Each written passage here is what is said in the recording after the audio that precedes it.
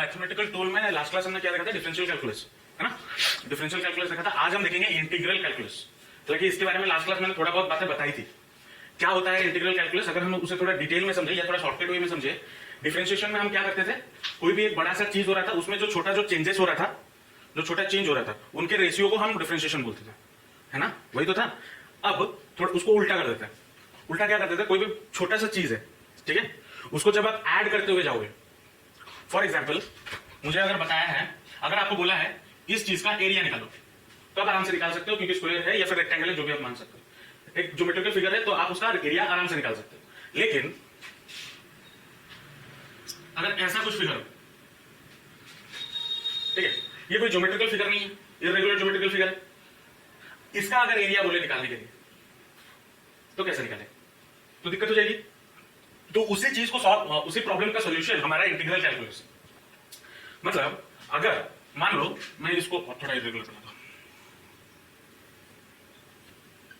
ऐसा कुछ फिगर है, अब इसका एरिया अगर निकालने जाऊं मैं, अगर इस चीज को एक कोऑर्डिनेट ज्योमेट्री या कार्टेशियन फॉर्म में, मतलब एक्स एक्सिस ये हो गया, वाई एक्सिस इसके अंदर रख दो, ठीक है, इससे एक छोटा सा स्ट्रिप मैं अगर ऐसे बना दूं, बहुत पतला सा, ठीक है, एक स्ट्रिप बना दो, और स्ट्रिप बनाने के बाद अगर मैं इसका एरिया निकाल सकता हूं, क्योंकि this small strip will act as a rectangle, क्योंकि ये जो छोटा सा पार्ट ऊपर बच जाता है तो उसको हम नेग्लेक्ट कर सकते हैं, तो ये दिस वाला strip acts as a rectangle.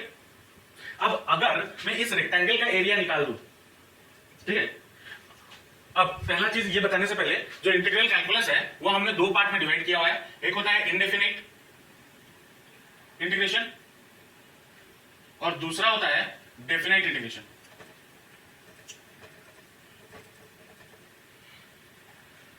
ये क्या होता है बता रहा हूं। अब इसका एरिया निकालने के लिए, ये तो एरिया मैं रेक्टेंगल से निकाल सकता हूं। अब अगर मैं इसका इस ज्योमेट्रिकल फिगर में वैसे ही छोटा छोटा स्ट्रिप हर किसी में कर दूं of same length and width, same length तो पॉसिबल नहीं होगा, सेम विड्थ, ठीक है, और उसको मैं ऐड कर दूं सारा चीजें, सारा छोटा छोटा स्ट्रिप, तो मुझे इस टोटल जो इस फिगर का एरिया मिल जाएगा, मिल जाएगा नहीं मिल जाएगा। उसी प्रोसेस को हम बोलते हैं इंटीग्रेशन, क्योंकि इसमें इतना लाखों करोड़ों छोटे छोटे स्ट्रिप्स बन सकते हैं, उसको ऐड करना, फिर लेंथ भी प्रॉब्लम है, तो ऐड करने में जो इतना सारा चीजें ऐड जब हम करेंगे तो उसमें बहुत टाइम टेकिंग लग जाएगा या टाइम कंज्यूमिंग हो जाएगा।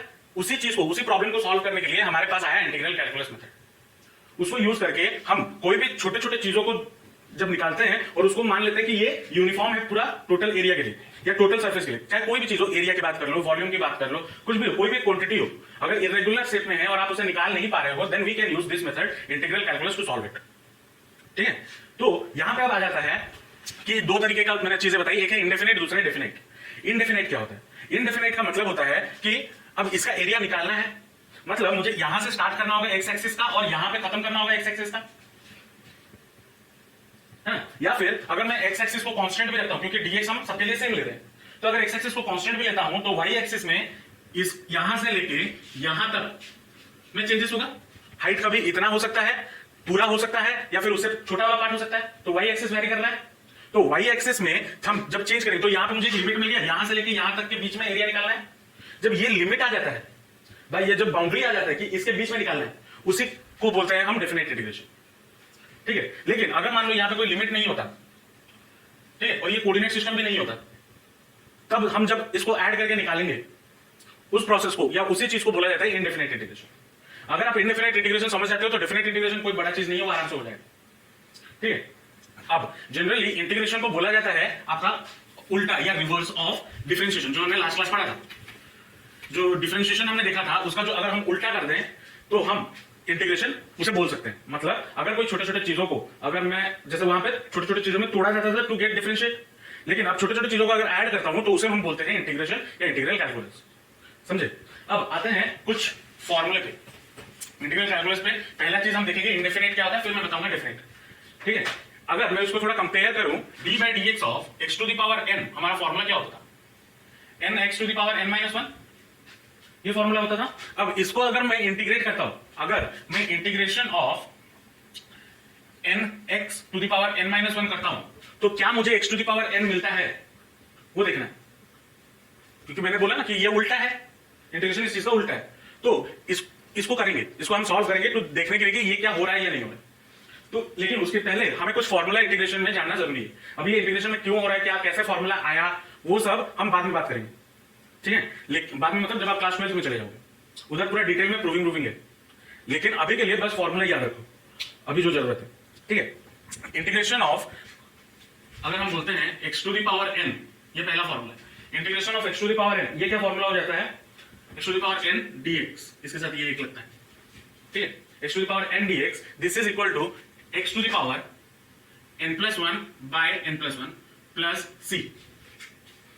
यहां पे ये जो प्लस c आया, ये एक कांस्टेंट टर्म है, ठीक है, जो हमेशा इंटीग्रेशन करने के बाद एक कांस्टेंट टर्म हमेशा हमारे साथ रहेगा, ठीक है। उसके बाद इंटीग्रेशन ऑफ x dx, या फिर सॉरी इंटीग्रेशन ऑफ dx, ये क्या हो जाता है, इंटीग्रेशन ऑफ dx का मतलब क्या है, इसको हम थोड़ा अगर ध्यान से देखें, इंटीग्रेशन ऑफ 1 dx ऐसे भी तो लिख सकते हैं। तो इंटीग्रेशन ऑफ dx, इसका फॉर्मूला क्या है, इसका फॉर्मूला है x प्लस सी।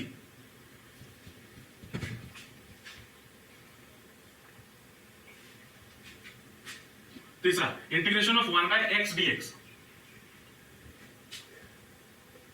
इसको हम क्या बोलेंगे, log x बेस e में प्लस सी। चौथा, अच्छा ये सब चीजें आपने देख लिया। अब आते हैं इस क्वेश्चन को सॉल्व करने में। इसको अगर मैं सॉल्व करता हूं, क्या मुझे x to the power n मिलता है या नहीं मिलता, ठीक है। अब यहां पे n हमारा क्या है, एक कांस्टेंट है। जब इंटीग्रेशन में कोई भी कांस्टेंट मिलता है तो हम उसके साथ क्या करते हैं, बाहर ले लेते हैं। तो क्या हो जाएगा, n इंटीग्रेशन ऑफ, इसके साथ dx है, x to the power n minus 1 dx होगा। अब इसका इधर अगर मैं फॉर्मूला ये वाला लगाऊं, x to the power n dx, तो क्या बन जाएगा, x to the power n plus 1 by n plus 1, ये होना चाहिए। तो n into x to the power n plus 1 minus 1, n minus 1, उसके साथ क्या था, प्लस 1, ये होगा, divided by n plus 1, n minus 1 plus 1, ये होगा। n के जगह पे मैंने वो उस फॉर्मूले में n के जगह पे मैंने n माइनस 1 पुट कर दिया, ठीक है। तो ये क्या बन जाएगा, 1 1 गेट्स कैंसिल, ये गेट्स कैंसिल, n और n गेट्स कैंसिल, तो बचा क्या, x to the power n, ये चीज मिल रहा है।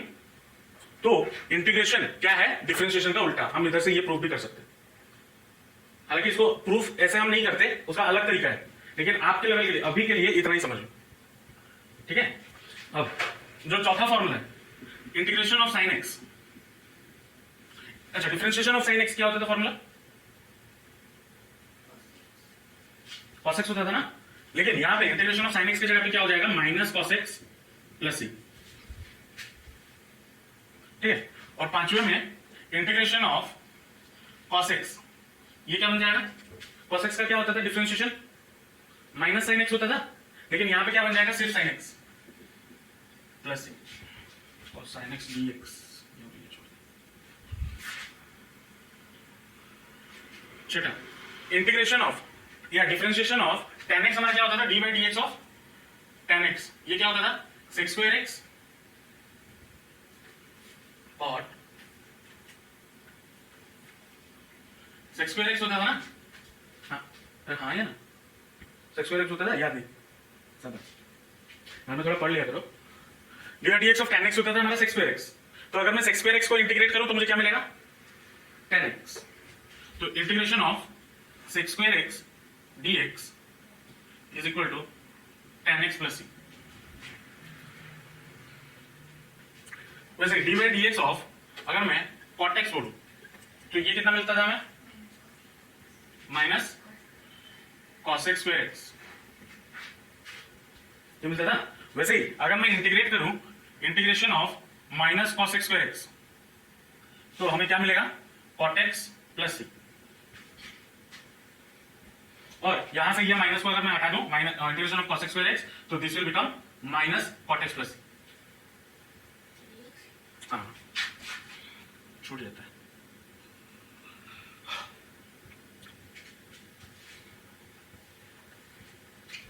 उसके बाद d by d x of, हमने sec x क्या देखा था, याद रखो ये फॉर्मूले sec x tan x, ये होता था।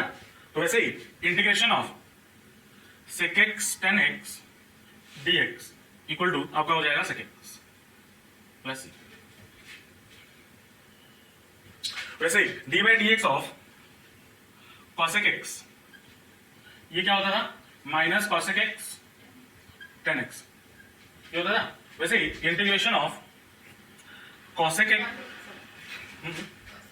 हाँ sir cot x cosec x cot x dx इसका इंटीग्रेशन क्या होता है, minus cosec square cosec x plus c।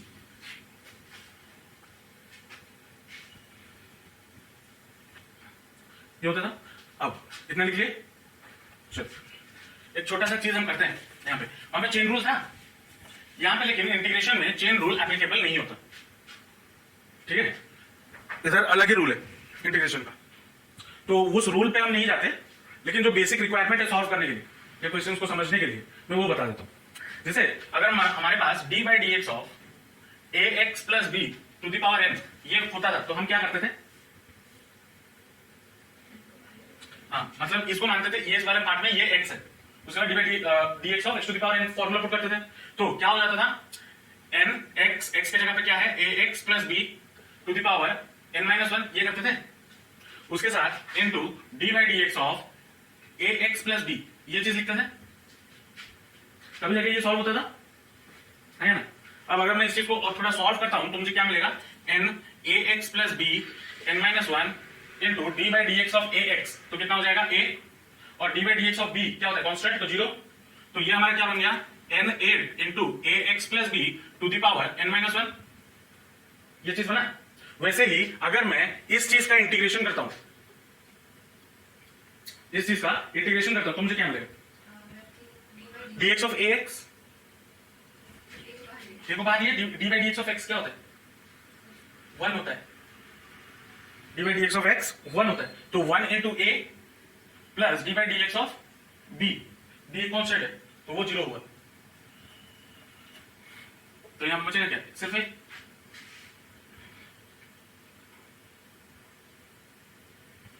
अब सेम चीज अगर मैं इंटीग्रेशन के साथ करता हूं, अगर ये मान लो डिफरेंशिएशन में मुझे ये करने पे ये मिला, लेकिन अगर मैं इंटीग्रेशन में करता हूं, मान लो इंटीग्रेशन ऑफ गिवन है a x plus b to the power n, ये चीज गिवन है, तो हम इसके लिए क्या करेंगे, वही हमारा जो पहला फॉर्मूला है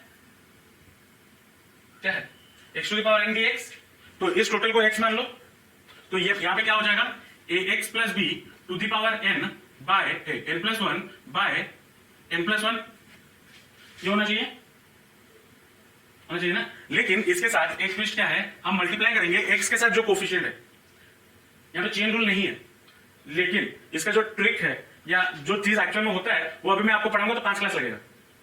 तो अभी के लिए ये याद रख लो, अगर a x plus b to the power n ये होता है तो वो वाला फॉर्मूला लगाओगे, फॉर्मूला लगाने के बाद एक्स के साथ जो कोफिशिएंट होगा उसको इंटू वन बाय कर दोगे, रेसिप्रोकल करके मल्टीप्लाई कर दोगे। अभी के लिए इतना ही याद रखो, ठीक है। क्लास 12 में जब जाओगे तो वहां पर और डिटेल में पढ़ोगे, ठीक है। तो ये और एक फॉर्मूला आ गया, क्वेश्चन कितना था 10, ठीक है। वैसे ही जब हमारे पास एक फॉर्मूला होता था क्या, d by d x of e to the power x, ये क्या फॉर्मूला होता था, e to the power x, वही सेम चीज। वैसे इंटीग्रेशन में integration of e to the power x dx ये क्या होता है, वही सेम चीज e to the power x plus c, d by d x of a to the power x, इसका फॉर्मूला क्या होता था, a to the power x log a, ये होता था। अब इंटीग्रेशन में ये क्या हो जाएगा,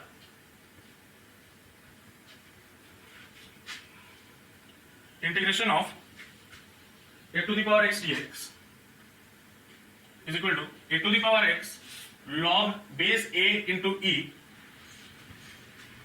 प्लस सी, यहां पे ये होगा, हाँ एक्स यहां पे क्यों लिखा, a to the power x,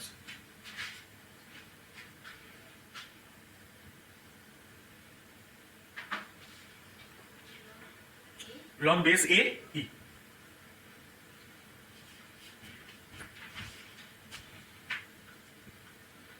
यहाँ पे क्या होता था, लॉग बेस ई ए ये होता था, वहां पे वो चेंज हो गया।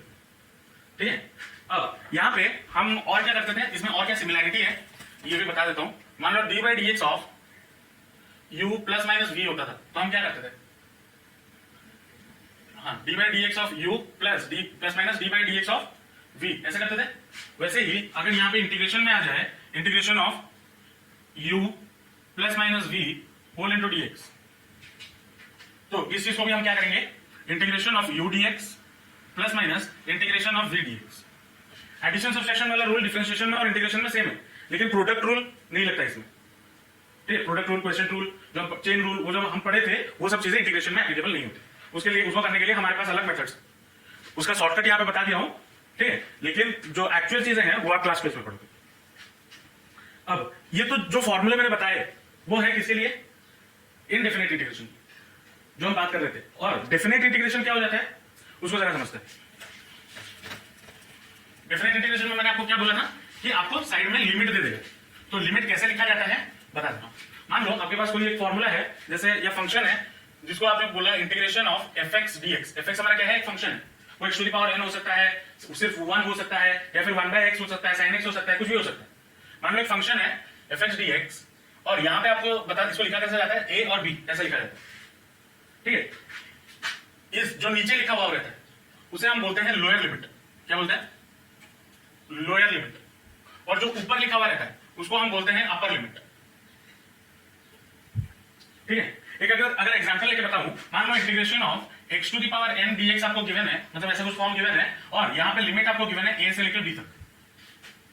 ठीक है, तो इस चीज को कैसे सॉल्व करें, जो फॉर्मूला इंडेफिनेट इंटीग्रेशन में है वही फॉर्मूला आपको बस डालना है। ठीक है, अगर मैं इस चीज को लिखूं तो क्या लिखूंगा, x to the power n, अगर ये लिमिट ना होता तो ये वाला क्या हो जाता है, x to the power n plus 1 by n plus 1 plus c ये होता।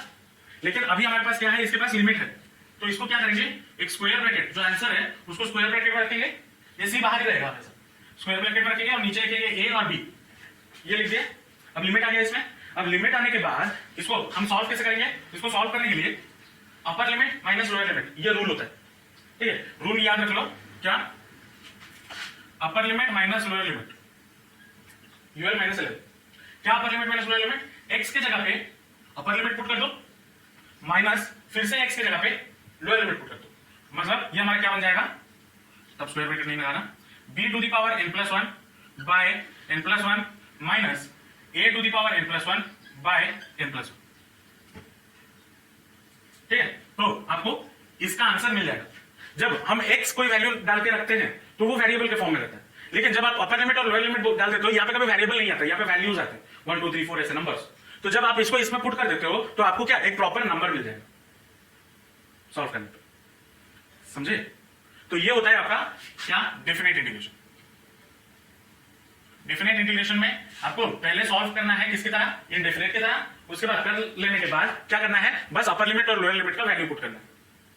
पुट करने के बाद ऐसे अपर लिमिट माइनस लोअर लिमिट करना है, फिर सॉल्व करना है, तो आपको वैल्यू मिल जाएगा। समझे ये सारी बातें, लिख लो कहां पे, ये फॉर्मूला प्लस सी तो हमेशा रहेगा उसके साथ, ये अलग है, ये वैल्यू, अच्छा इसके साथ आप बोल लो प्लस सी, अगर कोई कांस्टेंट निकलता है तब वो उसके साथ ऐड होगा, अगर नहीं निकलता है तो नहीं होगा।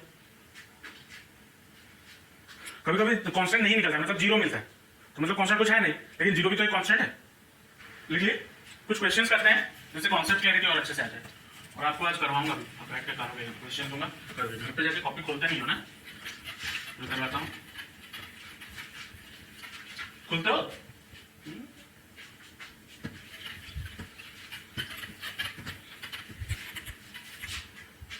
मान लो एक क्वेश्चन गिवन है, integration of x square minus cos x plus 1 by x dx, इसको कैसे सॉल्व करें। तो इसको सॉल्व करने के लिए वो जो एडिशन वाला रूल था, सबके लिए पहले इंटीग्रेशन अलग अलग करेंगे, तो मतलब integration of x square dx plus minus है बीच में, minus integration of cos x dx plus integration of 1 by x dx। ठीक है, उसके बाद क्या करेंगे इसके साथ,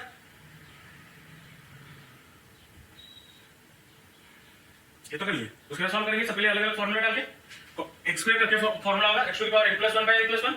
तो ये क्या बन जाएगा, x to the power 2 plus 1 3 by 2 plus 1 3, ये होगा minus integration of cos x क्या होता है, minus sin x minus of minus sin x, ये हुआ।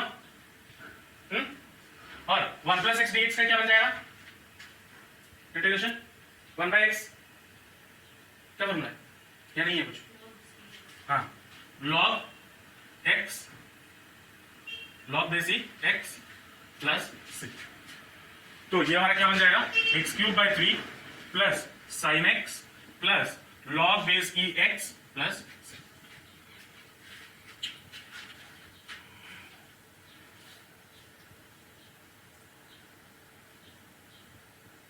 cos x का माइनस साइन एक्स होता है, ये सिर्फ साइन एक्स होता है, सिर्फ साइन एक्स होता है।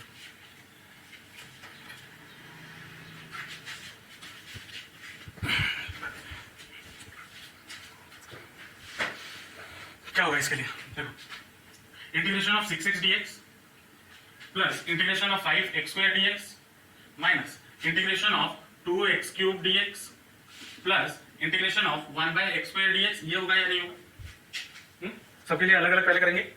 उसके बाद यहाँ पे 6 कांस्टेंट है तो 6 बाहर, 6 इंटू एक्स स्क्वायर का क्या होगा, एक्स का क्या होगा, एक्स स्क्वायर बाय 2, ये होगा n plus 1 by n plus 1 plus यहाँ पे 5 कांस्टेंट, तो ये क्या होगा, एक्स स्क्वायर मतलब x to the power 3 by 3 minus ये क्या हो जाएगा 2 into x to the power 4 by 4, ये होगा। अब इस चीज को इसको थोड़ा अलग से सॉल्व करता है, integration of 1 by x square dx, इस चीज को मैं क्या लिख सकता हूं, इस चीज को क्या मैं ऐसे लिख सकता हूं, x to the power minus 2 dx। तो ये हमारा क्या बन जाएगा, x to the power minus 2 plus 1 by 2 minus 2 plus 1, ये बनेगा which is equal to x to the power minus 1 by minus 1। तो माइनस को अगर बाहर ले लूं मतलब माइनस ऑफ 1 बाय एक्स, क्या मैं ऐसे इसको ऐसे लिख सकता हूं, तो डिनोमिनेटर में 1 लिखो ना लिखो कोई बराबर नहीं, या फिर इसको रेसिप्रोकल कर x to the power 1 minus 1 क्या होता है 1 बाय एक्स नीचे आ गया तो एक मल्टीप्लाई हो गया, तो इस चीज को मैं ये लिख सकता हूं माइनस 1 बाय एक्स, तो क्या हो जाएगा माइनस 1 बाय एक्स, ये बना प्लस सी। जब तक ये इंटीग्रेशन का साइन नहीं हटेगा तब तक आप प्लस सी नहीं लगा सकते। जैसे यहाँ पे देखो मैंने यहां से सॉल्व करते हुए आया, जब इंटीग्रेशन का साइन हटाऊंगा तभी प्लस सी लगाऊंगा, नहीं तो नहीं लगाऊंगा, ठीक है। तो ये क्या बन जाएगा 3x square plus 5 by 3x cube minus x square x to the power 4 by 2 minus 1 by x plus, ये हमारा रिक्वायर्ड आंसर।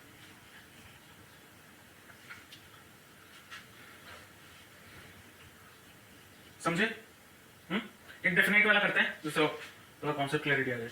मान लो आपको ये गिवन है, हालांकि उतना कॉम्प्लिकेटेड आपको फिजिक्स में नहीं मिलेगा, लेकिन आपको बस बताना कि ऐसे सॉल्व किया जाता है ताकि जब मैं इंटीग्रेशन फिजिक्स में लगाऊं आपको समझ में आए कि कैसे इस चीजों को सॉल्व किया, इसीलिए मैं बस क्वेश्चंस करवा रहा हूं, ठीक है। हालांकि ऐसा कोई इक्वेशन नहीं आएगा फिजिक्स में कि इसको सॉल्व करो, अलग इक्वेशन आएंगे जिसको हमें सॉल्व करना है, लेकिन वहां पे कैसे सॉल्व हो रहा है उसको समझने के लिए मैं नंबर्स को आपको दे रहा हूं ताकि आपको अच्छे से क्लैरिटी आ जाए कि कैसे हो रहा है, प्रोसेस क्या है, ठीक है।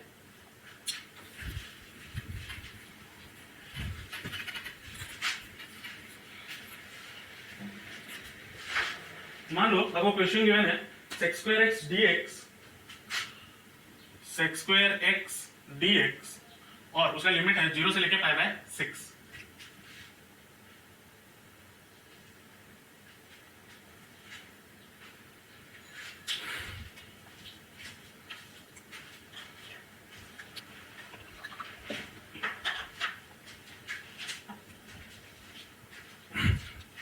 देखो sec स्क्वायर x dx का डिफरेंशिएशन इंटीग्रेशन क्या होता है tan x, तो tan x और पहले ब्रैकेट स्क्वायर ब्रैकेट 0 से लेके पाई बाय 6 प्लस 6 ये लिखेंगे। अब क्या बोला था, अपर लिमिट माइनस लोअर लिमिट, तो क्या हो जाएगा पहले tan pi by 6 plus upper limit minus lower limit minus tan 0 plus से ये होगा, तो tan पाई बाय 6 क्या होता है, पाई बाय 6 का मतलब पता है कितना होता है एंगल, नहीं पता, अच्छा देख लो। जीरो, आप क्या क्या एंगल अभी तक पढ़े हो? जीरो, जो ट्रिग्नोमेट्री में अभी तक क्या क्या पढ़े मतलब क्लास 10 तक? 0, 30, 45, फिर 60, 90, कितना पढ़े हो? इसको बोलते हैं पाई बाय 2, ठीक है? इसको ये तो जीरो जीरो ही रहेगा, उसको पाई के फॉर्म में कुछ नहीं बोलते। ये आपका क्या बन जाएगा? Pi by 3 pi by 3, pi by 3 या 3 पाई बाय 2?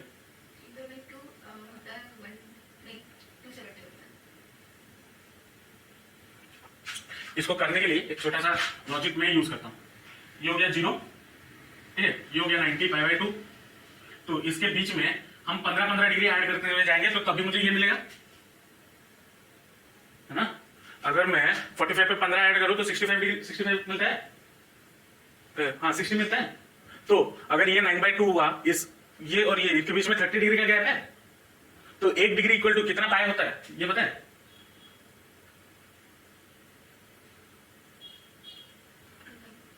हाँ? देखो देखो, यहां से यहां होता है 90 डिग्री और यहां से यहां ये टोटल कितना हो जाता है? 180 डिग्री हो जाता है ना? तो 180 डिग्री ये वाला होता है पाई, ये अगर पाई बाय 2 ये होता है पाई, 180 डिग्री इक्वल टू हो जाता है पाई। तो 1 डिग्री इक्वल टू कितना हो जाएगा? पाई बाय 180 रेडियन, ये होगा। ये वाला जो फॉर्म है पाई वो रेडियन फॉर्म होता है, ठीक है? ये डिग्री फॉर्म, ये रेडियन फॉर्म। तो अब इसको दिखाओ, हमें क्या चाहिए? 60 डिग्री। तो 60 डिग्री के लिए क्या हो जाएगा? पाई बाय 180 इंटू 60, तो 003, हाँ 30, तो पाई बाय 3। वैसे 45 कितना हो जाएगा? Pi by 4। वैसे 30 डिग्री क्या हो जाएगा? Pi by 6। इसमें हम बात करेंगे मैथ्स में, ट्रिग्नोमेट्री जब स्टार्ट हो, ठीक, कंपाउंड एंगल्स जब स्टार्टिंग में हम पढ़ाऊंगा, वहां पे कन्वर्जन वगैरह सब कुछ बात करेंगे।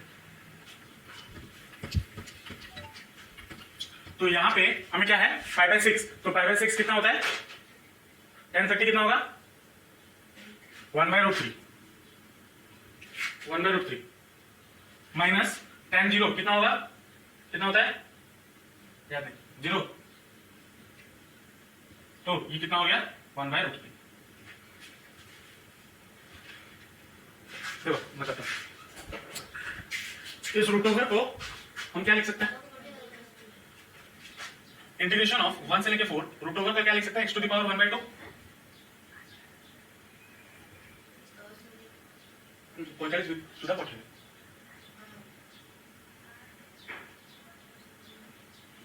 ये लिख सकते हैं। अब इसको मैं और क्या कर सकता हूं? 1 से लेके 4 फॉर्मूला पुट करेंगे, कौन सा? x to the power n वाला। तो 1 से लेके 4 यहां पे इंटीग्रेशन सिंबल नहीं देंगे, square bracket x to the power 1/2 plus 1 by 1/2 plus 1, कहां से कहां तक? 1 से लेके 4 तक, और उसके साथ एक कांस्टेंट मल्टीप्लाई ऐड होगा। तो इस चीज को हम और क्या लिख सकते हैं? x टू द पावर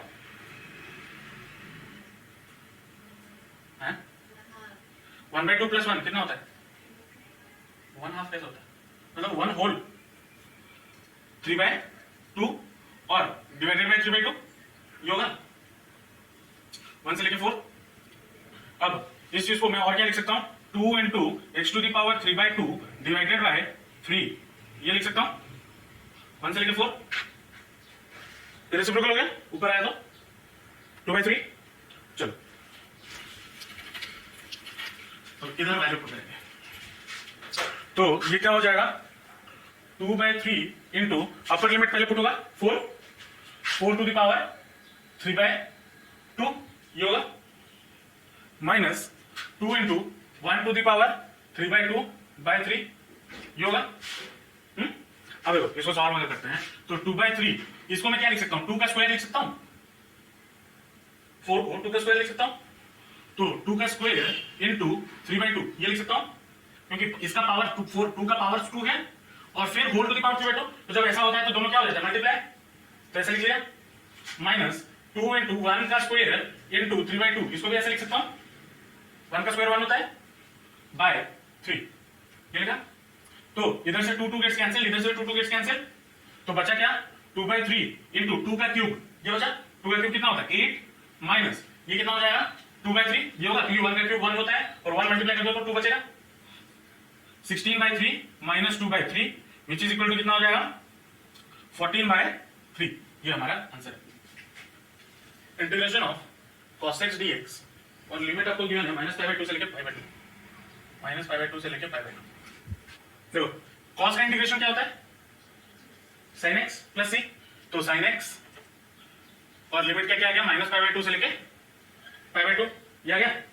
अब क्या होना था, अपर लिमिट माइनस लोअर लिमिट, तो sin π/2 माइनस sin -π/2 ये होगा sin π/2 sin 90 कितना होता है 1 माइनस, अब यहां पे लेके -π/2 आ जा रहा है, हमें -π/2 का तो पता नहीं है, sin -90 का वैल्यू पता नहीं है, तो उसके लिए अभी के लिए ये याद रखो, अगर मेरे पास sin -θ होता है कोई भी चीज नहीं,